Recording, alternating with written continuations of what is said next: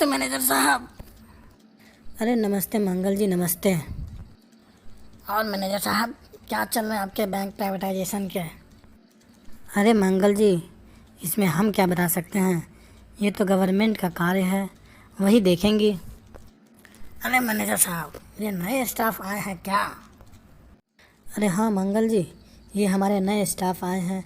इनका नाम है आशीष गुप्ता। वैसे प्यार से हम इन्हें गुप्ता जी कहते हैं।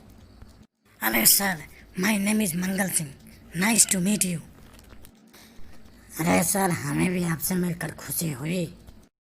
मंगल जी आप बताइए, आपका कैसे आना हुआ?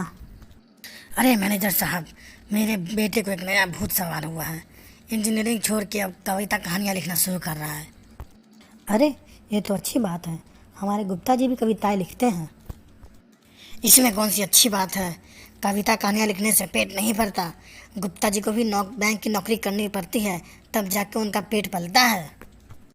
अरे ऐसी बात नहीं है मंगल जी, ये तो मैं शौकिया तौर पर लिखता हूँ। हमें भी सुनाइए एक आध कविता फिर। अरे हाँ गुप्ता जी, एक कविता सुना दीजिए कोई अच्छी सी। ठीक है, फिर आप कहते हैं तो आपको एक कविता सुनाता हूँ। कविता का शीर्षक है मन की बात। है खुला मंच अब करने को उन विषयों पर सारा आघात, जो रहते हैं पिछवाड़े में सत्ता दल के आने के साथ। धर्म जात और अत्याचार से लेकर योजनाओं की जो है सौगात, हम सुना करे तुम कहा करो बस अपने ही मन की यह बात। कभी ज्ञान से कभी राम से कभी आई मुगलों की रात, कभी सांस से कभी आबरू आई तो बस जुमलों की बात। हम सुनते सहते विकास की राह, हर रास्ते पर बस खाई मात।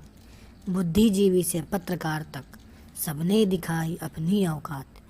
अब आज विरह क्या आया है कि रोजगार को तरसे हैं, खाने को घर में दाना न फिर भी अयोध्या अरसे हैं।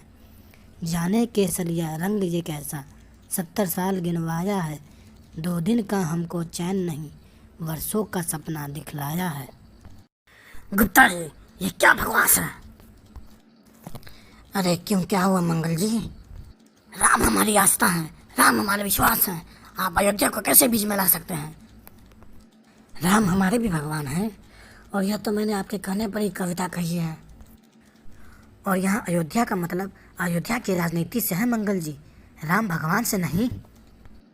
कविता लिखने से पहले आपको ये देख लेना चाहिए कि यह किसी की आस्था को तो ठेस नहीं पहुंचा रही। ये कविता है आपकी। अरे मंगल जी शांत हो जाइए, शांत हो जाइए। कविता तो कवि का भाव होता है, वह तो अंदर से आता है।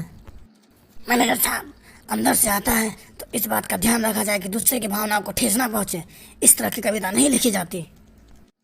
अरे यार, ये आदमी जब आता है तब लड़ाई ही होता है बैंक में।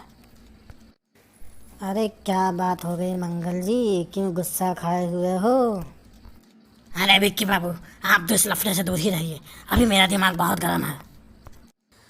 अरे मंगल जी, गुस्सा ना होइए, मैं अपने शब्द वापस लेता हूँ। और अगर आपकी आस्था या भाव को ठेस पहुँची है तो इसके लिए मैं माफ़ी मांगता हूँ। मैं यह कविता कभी नहीं गाऊंगा। ऐसे होते हैं कवि।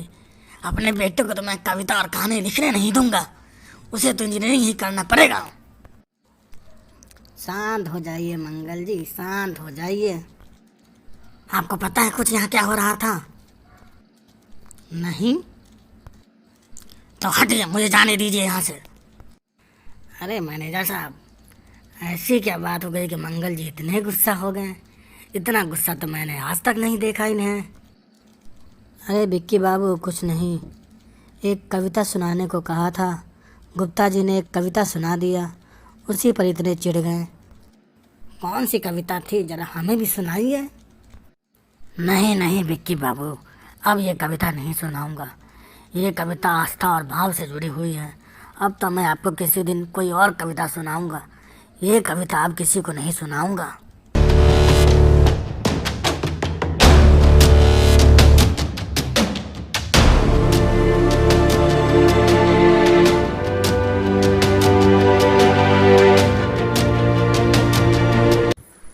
Thank you for watching. Please like, subscribe and share this video. Go Corona, Go Corona, Corona, go Corona, Go Corona, Corona, go Corona, Go Corona. go Corona. Corona अरे गो कोरोना। मास्टर साहब, अरे मास्टर साहब, ये corona को English आती है क्या? ये गो कोरोना कहने से वायरस चला जाएगा? अरे चाचा, ये कोरोना तो चाइनीज है। मुझे तो नहीं लगता उसे इंग्लिश आती होगी जो वो चला जाएगा। अलाख निरंजन, अलाख निरंजन, चमत्कार चमत्कार, कोरोना की दवा बनाई है मैंने। अबे अब तुम कौन हो बे? मैं हूँ बाबा ठुन्नी दास, और ये दवा 10 रुपए की, 2 खुराक में कोरोना ठीक। मैंने हजारों मरीजों को ठीक किया है।